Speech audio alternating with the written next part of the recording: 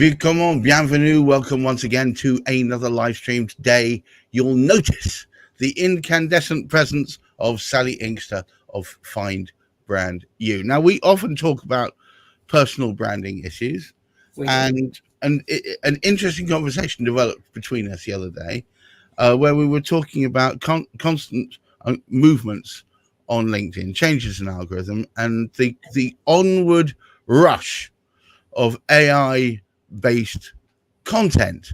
And the problem is that it's now becoming harder and harder to necessarily state that this is AI-based content and AI-based response, at which point then you start thinking, do humans play a part in this whatsoever? Exactly, yeah. I know. And it's like LinkedIn actually put a rewrite this with AI when you... I know.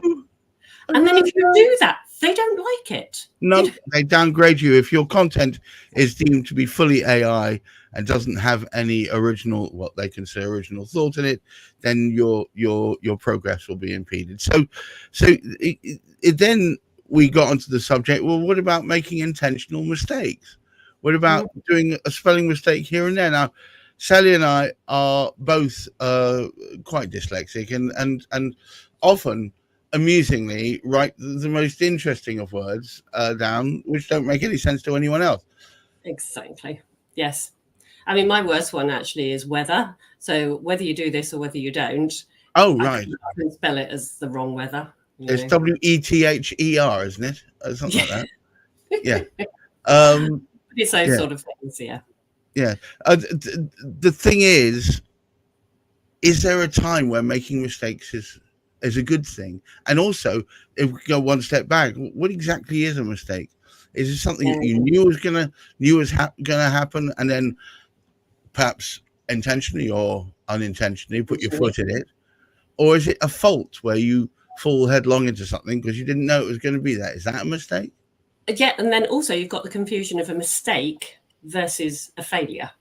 Yes, we all know that you have to have failures because you're not going to progress or grow or anything unless you have some failures to eventually get to that success. The best people fail forward. You build on the failures, the successes and failures. In fact, I would even postulate that if you've never had a failure, you're setting yourself up for one in many ways.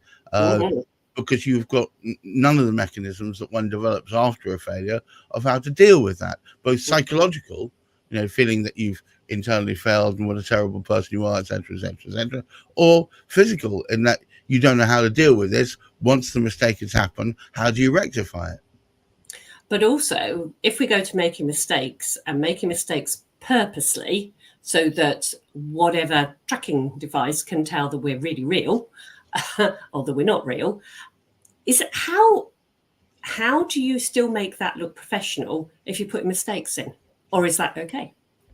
And I'm sorry for our cross-Atlantic buddies, the rise of the Z. You can pretty much tell when someone's used AI, especially if they are not American, because there are Zs everywhere through it. Yeah. And we don't use Zs. No, not in that way. And it makes it stand out like a sore thumb, especially, for instance, if you've written a bit which has been self-penned, and then you plonk the bit afterwards, which is an extract from an AI trope or whatever, you can see one is one, the other is the other, and they stand out like a sore thumb. And I think it just makes you unintentionally look lazy, when in fact you probably haven't been. It is a minefield, isn't it? Absolutely. And then lastly, I was going to postulate one last thing. If you're intentionally making spelling mistakes so that you appear to the algorithm to be human, are they in fact mistakes? Yeah, so it's a mistake only when you make it unknowingly and then you realize it. I don't know, you see, because so is it not? It's a purposeful. What is it? A purposeful something or other, but it's not a mistake because mistakes you make without realizing them, and then you go right. Yeah. So it is a complete minefield. So give me the benefits of your wisdom, Madam Inkster. Oh, well, I don't know. As you say, we're talking around this subject because I'm not sure what the big takeout is, except that when it's personal brand, it's got to be personally you. Now, I do make mistakes, as you say, can't spell very well. Grammar, I'm usually okay on. But my post that did the best in the last few months was one that I put out with a picture saying, what signature do you prefer? Now, I think I'd written a bigger sentence than taken some out of it, and I'd left the what. And this post started to get, some quite good interaction. And I suddenly looked at it and I thought, oh my God, that should be which signature do you? So I put that and everybody went, oh yeah, obviously. Yes, it should have been. And there were loads and loads of comments, but nothing was negative. It was just, oh yes. And so that did best because it had a glaring mistake because I'd done it. Sometimes making the mistake draws attention to, and there's an old adage, isn't there? There's no such thing as bad publicity. Well, no. So drawing attention to the fact that you've written something that could be absolutely ground shaking, even if it's got a grammar mistake in it. Well, the other thing, go on. Well, when you're on you put out a post and it goes, your post is posted or whatever it says, and you suddenly think, oh no, that's wrong. Now, we know you can't delete it because if you do, you can't put it back up for ages. And we know you can't edit it because as soon as you edit it, then LinkedIn go, no, not having anything to do with it. I could give you a quick LinkedIn tip here. If you wait 15 minutes, you can edit it. Oh, right. It's quite a long time to wait, isn't it? It's an awful long time to wait, yes. Yeah, so is it, if you put it up and you go, oh, there's a mistake in there, either spelling or grammatically or whatever, you go, just leave it because that's obviously a human who made that mistake. Because so many of us get tied up with making things perfect, don't we? We don't want to put that social media post out until it is perfect. Well, actually, in this day and age, perfect is turning against us. I think perfection is now almost representative of machine, and imperfection is representative of human. And it's bizarre that if we look back even 10 years, if you put out a post and it was misspelled or grammatically wrong, you'd find a bunch of grammar Nazis all jumping all over it saying, you can't do this, you shouldn't do that, how unprofessional. Whereas now, I don't think that's really the case. And as we have already shown, doing so identifies you as human. And that's possibly seen as a great big positive anyway, because it shows that you're actually interacting as your true self. You're being authentic. You are being, and that's what your personal brand is. It's finding out what's authentic about you and replicating it in pictures, posts, words, blogs, whatever it is, newsletters, to show this is who I am. So you have to use words on paper that you would use in general conversation, because if we printed out the conversation we've just had into words, it's not going to look great, is it? And the temptation would be, okay, I'll take that transcript and I'll put it into AI and they'll make it sound nice and sensible and a good conversation. But actually, they're taking us out of it. Do you know what? Ashling has just, who's been following the show, he said, well, that's lucky. My bad spelling is finally working for me. Well, I know. Yeah, that's brilliant, isn't it? So coming back to that moral thing, do we actually make the mistake, the bad spelling on purpose? Well, it's so bloody odd. It goes against every fibre of my body. If I see the mistake, I instantly want to correct it, but I'm having to hold myself back because I know that, especially most of the mistakes, as I was saying to you off air, so my most famous mistakes are all spoonerisms, where I take the first letter of two different words and swap them around. sometimes leaving it there is a point of amusement anyway, but also it just makes you startlingly human to make Well, it such also silly makes it mistakes. startlingly you. And I think Yeah. that is incredibly important. And I think people actually trust us a little bit more when we make a mistake, whether you own up to it or not. Like I did on my post, I said, no, I'm really sorry. That should not have said what, that should have said which. And people just, gave you a smiley face or a laughing face because it was, really, it should have been Sally. But there was I didn't feel there was any, as you say, bad press about it. It was just, that's what happened. And it happens to all of us. And we have to embrace that even more now. But not just because that is normal human life and that is what we do and we worry about making mistakes, but we've actually got to embrace it even more now to beat the system. It's just terrible. It's just terrible. I look, there's part of me that rankles against this because I'm okay with the fact that I make occasional mistakes. I'm okay that I make occasional I occasionally misspeak and perhaps write things, but the wrong word. Or my favorite is homonyms, two words that sound the same but mean completely different things. That's fine, but doing it intentionally, almost lacing your content so that it reassures our mechanic masters that we are in fact not using the very AI that they've been promoting that we should use in the first place. Oh, it's so tawdry. I mean, it's a bit like, when you have to pass a little test and they say, tick all the squares that have traffic lights or whatever to get through. Well, actually, an AI can do that really well. So we're going to have to start ticking the wrong boxes to prove that we're a little bit human when we couldn't actually see the motorbikes or the stairs or work out which one had a bus in it. And it's just, yes, because that always says I'm not a robot. It's not, it's an interesting thing. Did you ever see a film called Bicentennial Man? I've heard of it. I don't know. I will summarize it. And I'm sorry if anybody's listening, I'm going to give you a bit of a spoiler. But the whole point about it was this robot spends the whole film trying to make it itself ever more human.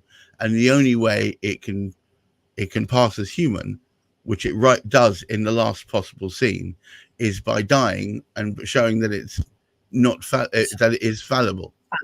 So so the corollary of everything that we're saying is that we need to celebrate our fallibility, celebrate our errors.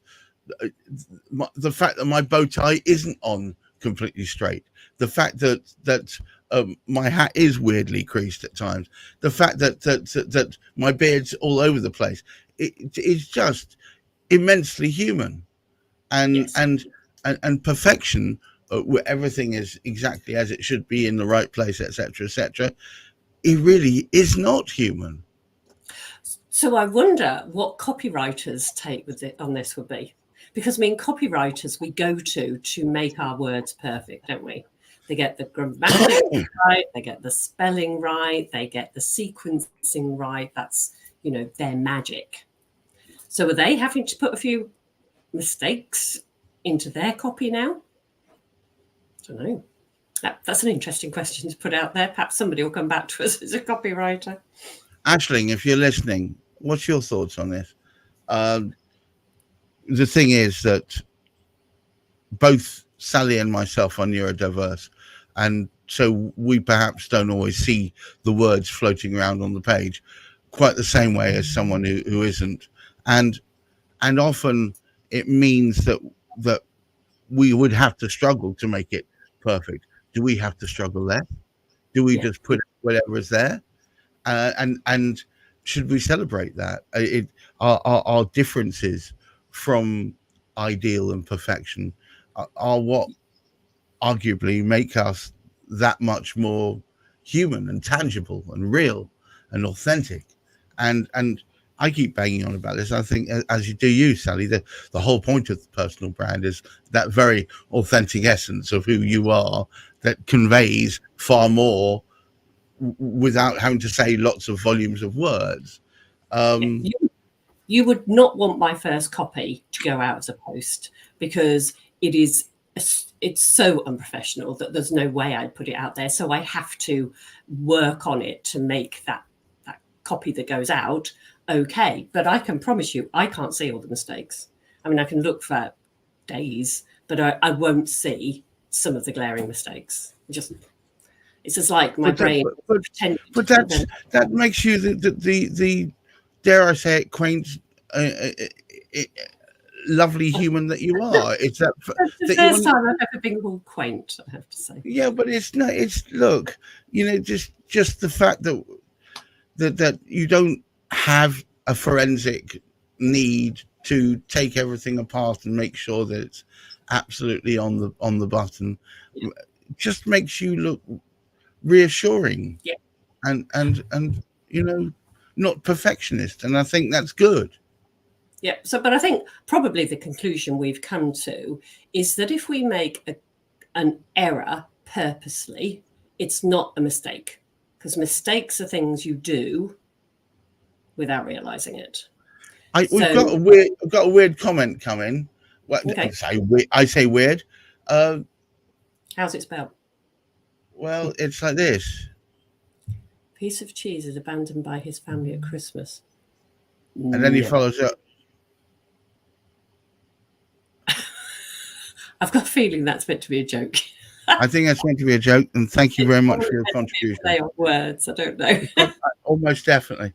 Thank you for that, and I'm glad you're watching the show. But yes, so look, let's wrap this up. Sally, I'm going to toss the ball over to you. Okay. Yeah. Because you don't know what to do with it. Okay, so mistakes are not the same. I certainly can't spell it properly. Yes, go on. Mistakes are not failures. Failures we do have to do. We know that in life. The light bulb took 999 ways of getting it wrong and then got the right light bulb at the end. So that is failure, and we need to fail forward.